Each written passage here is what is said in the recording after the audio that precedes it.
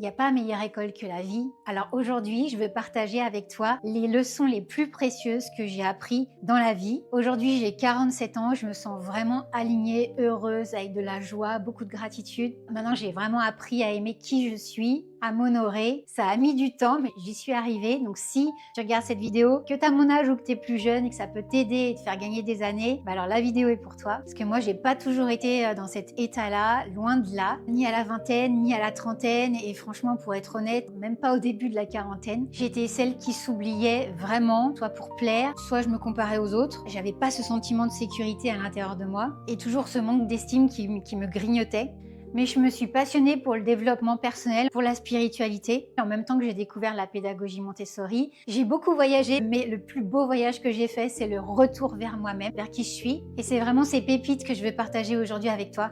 Salut, moi c'est Karine. La leçon numéro 1, c'est ne prends plus rien personnellement. Tu te souviens que la dernière fois, une personne t'a parlé sèchement et toi t'as passé la journée quasiment à repenser à ce que t'avais pu faire de mal? Moi, c'était mon quotidien. Ma boss qui me dit à peine bonjour le matin, je me dis oh là là, qu'est-ce que j'ai fait de mal? Ma fille qui rentre de l'école en faisant la tête et qui claque la porte de sa chambre, je me dis oh là là, qu'est-ce qui s'est passé? Qu'est-ce que j'ai fait de mal? Mon chéri qui répond pas à mon texto assez rapidement, je me dis oh là là, comment ça se fait? Qu'est-ce qui se passe? Je passais mon temps à analyser, à repenser. Pendant des heures, ça me prenait une charge mentale énorme. J'avais vraiment du mal à me concentrer, à rester focus sur mon travail. Mais ce que les autres pensent de toi, ce sont pas tes affaires. En fait, tu peux pas contrôler ce qui est à l'extérieur de toi. Tu peux que contrôler ce que tu ressens à l'intérieur de toi, ton bien-être. Et ça, c'est le plus important. Tu dois le protéger, le nourrir, l'honorer. Et la façon dont les gens te traitent, ça n'a rien à voir avec toi. Ça te donne une idée de leur valeur à eux, mais pas sur ta valeur à toi. Si quelqu'un te parle mal, qu'il est mal luné, c'est qu'il sait pas gérer ses émotions. C'est qu'il sait pas prendre soin de lui. Si quelqu'un te juge, c'est juste le reflet de son propre miroir. Et ça te montre aussi la manière dont il se voit lui-même. C'est la même chose pour la critique. Ce que tu critiques chez l'autre, c'est ce que tu critiques indirectement chez toi. Évidemment que si tout le monde se met à te dire la même chose en même temps, là, il va peut-être falloir ouvrir tes écoutilles et peut-être commencer à t'observer et à voir si tu as vraiment fait quelque chose de mal. Mais en règle générale, ce que les autres pensent de toi, c'est pas ton problème. Pendant des années, mais même sans me rendre compte, pour être aimée, je disais oui à tout, à tout, sans prendre en compte mes propres besoins. Quand je sentais qu'il y avait un malaise avec une personne, je faisais tout pour remettre les choses en ordre, quitte à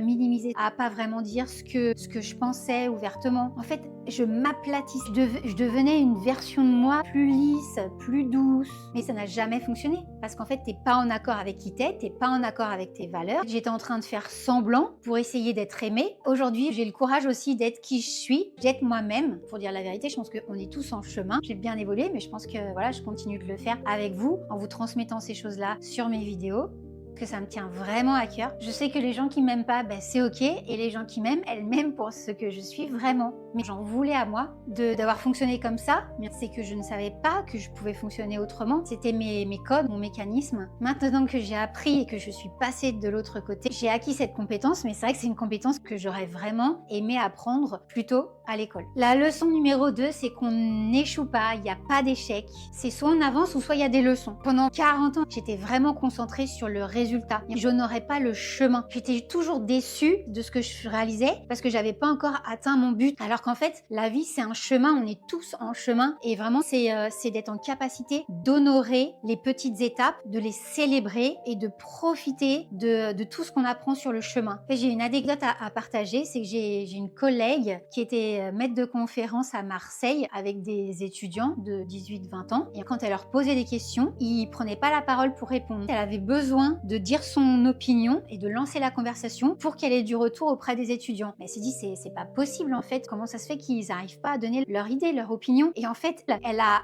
ouvert une école maternelle Montessori parce qu'elle a dit il faut que je retourne à la base, à la source de la confiance en soi. En fait, c'est soit tu avances, soit tu apprends. C'est ça aussi que j'aimerais vraiment qu'on puisse transformer à l'école, c'est cette relation à l'échec. Je pense qu'on a tous ce souvenir d'être au tableau et de pas savoir répondre à une question, que les autres commencent à se moquer. Quel dommage! Et aussi, qu'est-ce qu'on montre face à l'erreur? Et ça, c'est vraiment ancré depuis tout petit. Et ce qui était génial aussi dans les écoles Montessori, le matériel, il est autocorrecteur. C'est l'enfant qui apprend par lui-même. Et c'est pas l'adulte qui est là pour dire à l'enfant c'est bien ou c'est mal. Il n'y a pas d'injonction comme ça, un peu de supériorité entre l'enfant et l'adulte. c'est vraiment le matériel qui fait son travail. Et c'est ça qui renforce la confiance en soi chez l'enfant qui va devenir un adulte. C'est pour ça aujourd'hui que je lance cette chaîne Une vie à soi pour transmettre toutes les pépites que j'ai vécues pendant ces 8 ans en école Montessori, mais vraiment alliées au développement personnel, parce que j'ai vu à quel point il y avait des ponts, des ressemblances entre ce qu'on veut apprendre, comment on veut éduquer notre enfant, mais aussi comment on est en tant que parent. Et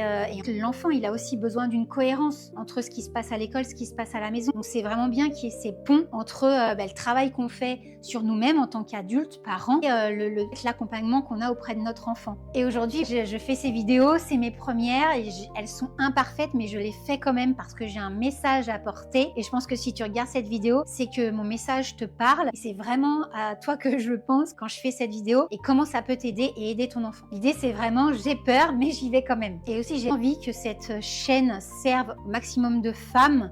Et aujourd'hui, voilà, j'ai 150 à peu près abonnés, mais c'est le chemin vers les 100 000 abonnés. En fait, c'est profiter du chemin.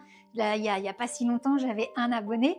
Maintenant, j'en ai presque 150 et je suis ravie. Donc, soyons maladroites, continuons d'être maladroites, qu'on devient petit à petit meilleure et plus lumineuse. La leçon numéro 3, c'est la gratitude. En vrai, j'étais pas du tout connectée aux émotions liées à la gratitude. C'est quelque chose qu'on apprend beaucoup aux enfants en Montessori, que ce soit en maternelle ou en primaire. Parce que la gratitude, c'est un muscle qu'on travaille, qu'on construit tous les jours. Parce qu'en fait, notre cerveau, il est câblé avec le négatif. Et en tant que bonne française, on est souvent un peu râleur et on a du mal à voir le verre plein. On a tout tendance à voir le verre vide. Et c'est vraiment un biais cognitif. Le cerveau, il va retenir la mauvaise chose qu'on t'a dit, alors qu'on t'a fait 10 compliments. Si on t'a dit une seule chose à travailler un peu négatif, c'est ces parties-là que ton cerveau va retenir. C'est vraiment lié au fait qu'il y a très longtemps, on était dans la jungle, on devait courir pour survivre, repérer le danger. Mais ce câblage-là, il est vraiment négatif pour nous. Et je t'invite à le couper, à le stopper dès que possible. Parce que si tu fais rien et que tu restes dans le négatif, ta vie, elle penche mécaniquement vers le manque. Ce qui va pas, ce que les gens t'ont pas dit, comment les gens t'ont déçu, comment ils auraient dû faire,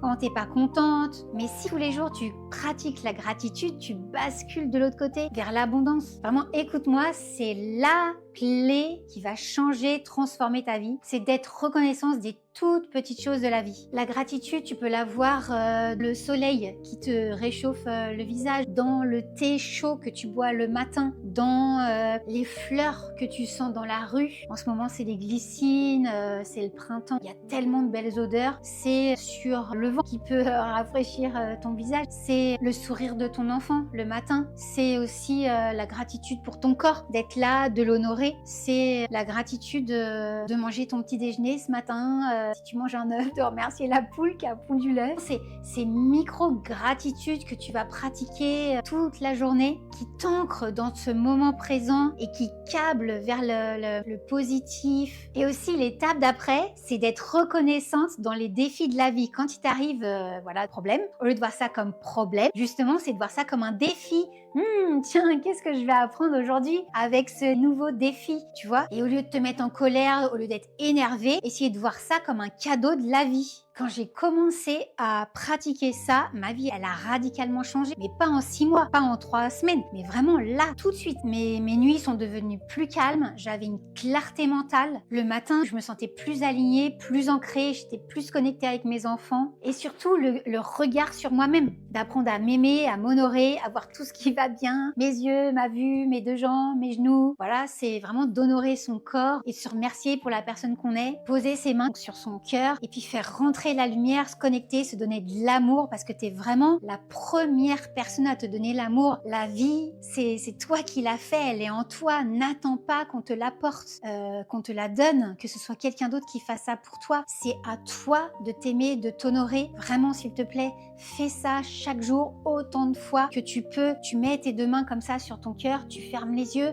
et tu t'apportes de la chaleur, de l'amour, tu te dis merci, tu t'honores d'être là et vraiment, je t'assure, ça va te faire que du bien, ça va transformer ta vie. Et c'est pour ça que je crée le programme Renaissance. C'est 10 jours, c'est vu comme un défi. Tous les jours, je t'envoie des vidéos, des petits exercices à faire, je t'accompagne. On a un groupe WhatsApp vraiment d'échanges entre femmes pour se soutenir, s'apporter de la joie. Je suis ravie d'être là à tes côtés pour t'accompagner dans ce changement, pour que tu retrouves ta joie de vivre, l'amour de toi, que tu rayonnes. Je te mets le lien dans les commentaires, tu as juste à cliquer et à me rejoindre dans ce programme. Je serais ravie de t'accompagner. La 4e leçon, c'est la vie est avec toi, pas contre toi. Pendant longtemps, je me suis vue en mode victime, je me comparais, je me disais que ma vie, elle serait mieux dans une autre famille, que oui, celui-là, il y arrive, mais t'as vu, il a ça, moi, je l'ai pas. J'étais sans arrêt focalisée sur ce qui me manquait, ce que j'avais pas, ce que je savais pas faire, ce que j'avais mal fait. Je me disais mais pourquoi ça tombe toujours sur moi? Pourquoi j'y arrive pas? Pourquoi j'arrive moins bien que les autres? C'est pas juste. Et je me disais oui, si j'avais eu des parents plus riches, j'aurais fait une école de commerce. Si tu te reconnais dans ces phrases,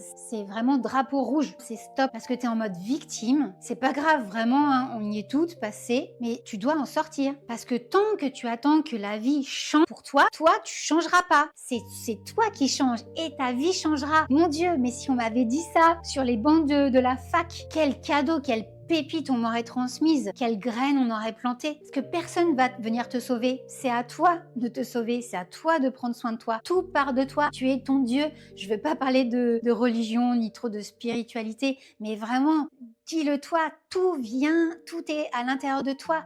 Quand ça va mal, tu te connectes à des moments où tu t'es bien senti. Est-ce que c'était un bon repas avec des amis? Est-ce que c'était une discussion que tu as eue? Est-ce que c'était sur une chaise longue en vacances? Comment tu te sentais? Ressens-le à l'intérieur de toi et connecte-toi à ça. Les jours où ça va mal, les moments où tu es déprimé, vraiment connecte-toi à ça. Et voilà, et n'attends pas que ce soit quelqu'un qui te passe un coup de fil ou qui t'envoie un message ou qui te propose une invitation. Mais vraiment, prends soin de toi maintenant, tout de suite. Mets la vidéo en pause et fais ce petit exercice. Et quand j'ai commencé à réaliser ça et à faire ça pour moi, à prendre soin de moi, j'ai vu le changement sur moi. Il a été immédiat, mais j'ai aussi vu le changement sur ma fille. Parce que ma grande, qui est en 6e, elle commençait à pleurer matin et soir. Je savais pas comment l'aider pour qu'elle aille mieux. Et mon bien-être, il a rayonné sur elle. Parce qu'en fait, tu montres aussi à tes enfants le modèle, la façon dont tu as de prendre soin de toi. Et c'est un beau cadeau aussi à faire à son enfant. Et aussi, j'ai une expérience à te dire, c'est qu'avec mon mari, à un moment donné, on cherchait un appartement. Donc, on voulait déménager. Donc, on regardait les annonces. Et à chaque fois qu'il me montrait une annonce, moi, je commençais par lui dire « Oh non, c'est un premier étage, c'est trop sombre.